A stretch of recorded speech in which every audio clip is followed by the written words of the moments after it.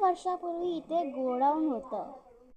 मग त्या गोडाऊनमध्ये आज आपण ऐकणार आहोत एक स्टोरी, अभ्यासू मुलाची. चला सुरुवात करूया. काही वर्षापूर्वी इथे गोडाऊन होतं. आता इथे आपण शाळा बनवूया.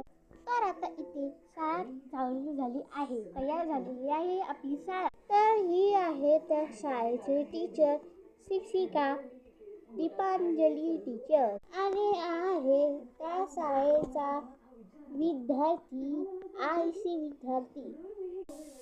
आणि हा आहे खादार विद्यार्थी, अतिशय खादार विद्यार्थी आहे हा. आणि आता सगळ्यात मेन कॅरेक्टर म्हणजे हा जो आहे खूप अभ्यासू मुलगा आहे. तर आपण आता शाळा बघत आहोत आणि आता आपण शाळेला सुरुवात करूया. सगळ्यात पहिले या आपण शाळेचे ही आहे आपल्या शाळेची चटई.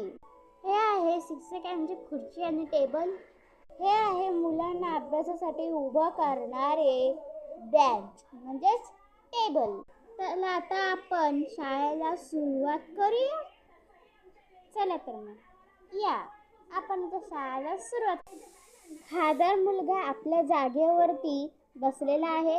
आळशी मुलगा सुद्धा त्याच्या जागेवर तो बसला आहे. आणि आता आपल्या अभ्यासू मुलाची एंट्री होणार आहे.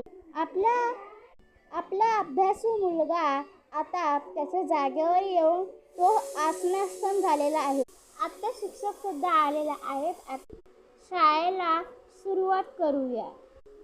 आपण आता शाळेला सुरुवात करूया. आपल्या शिक्षिका हा आहे आपला अभ्यासू मुलगा, हा आहे आपला आळशी मुलगा आणि हा आहे आपला खादार मुलगा. आता आपली ही शाळा सुरू झालेली आहे.